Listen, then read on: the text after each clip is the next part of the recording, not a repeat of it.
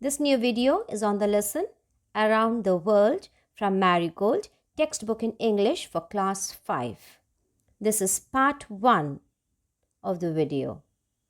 This deals with the explanation of the lesson.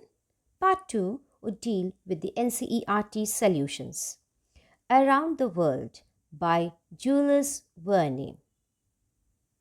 He was a great story writer. Before going into the lesson written by Jules Verne, there are some questions which are highlighted on the screen. Please have a look at them. Let us ponder upon it. I shall read the questions for you. Which is the most interesting place you have visited? You might have visited quite a few places. Which do you think was the most interesting place you have visited? How did you go there and return?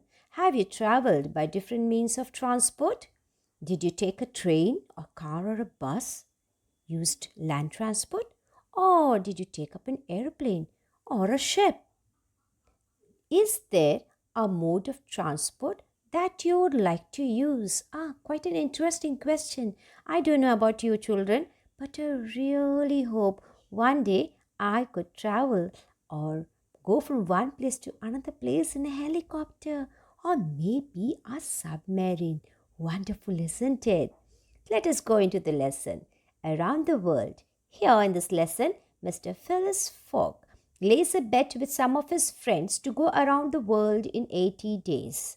This is a story of how he traveled with his companion Passepartout.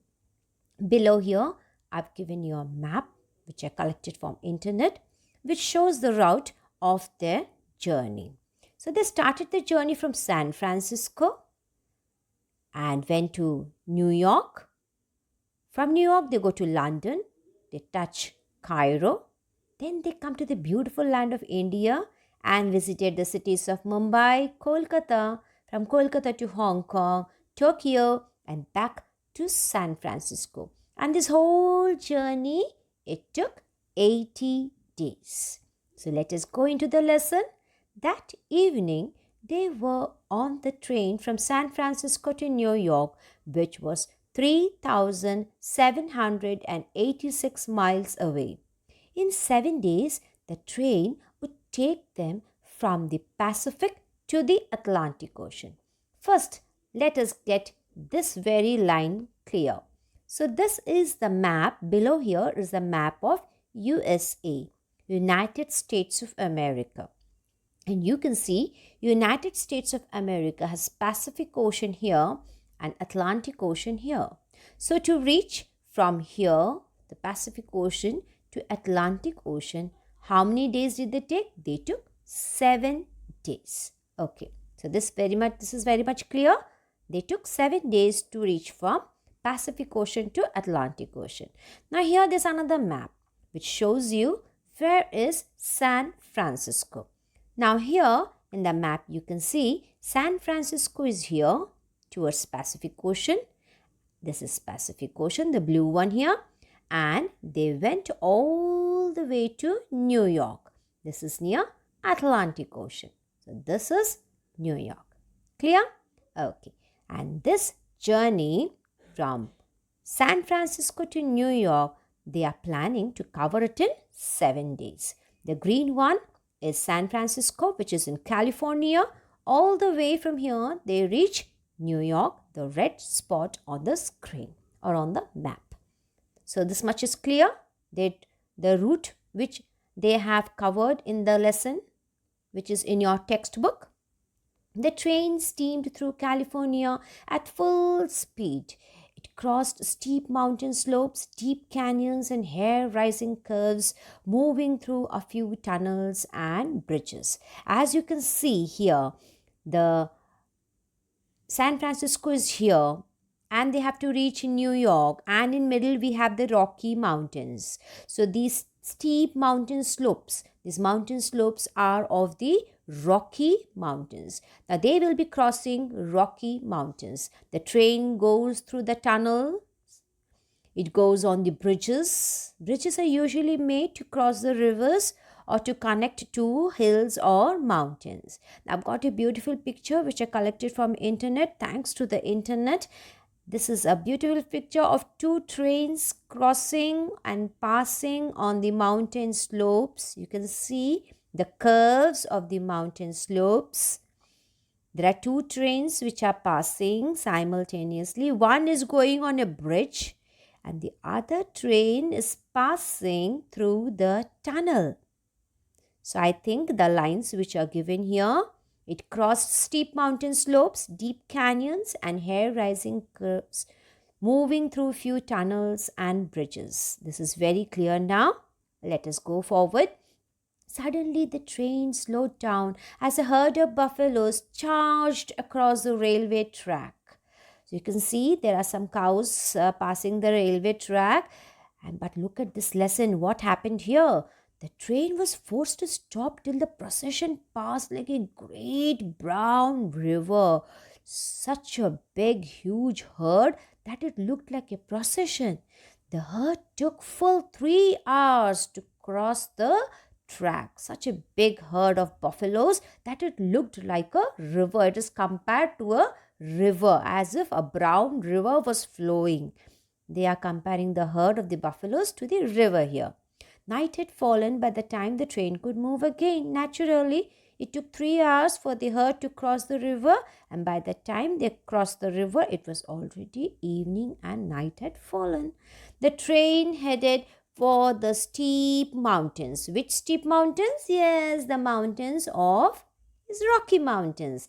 This was the most difficult part of the journey with its winding roads. They passed the highest point of the journey, 7,524 feet above sea level.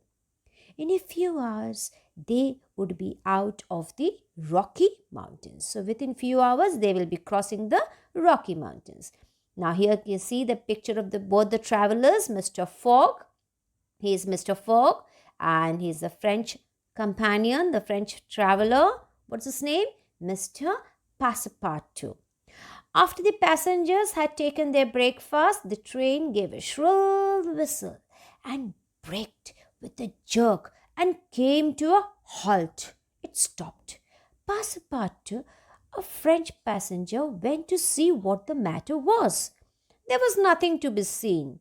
The train had halted in the middle of nowhere. There was no station in sight. Oh God, where did it stop? He heard the signalman say, "The train can't go on. The bridge near Medicine Bow won't support the weight."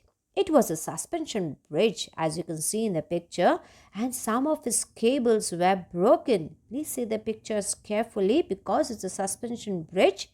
The cables were broken and it cannot carry the weight of the train, of the moving train. But the driver of the train was a very bold person. He came out with an idea.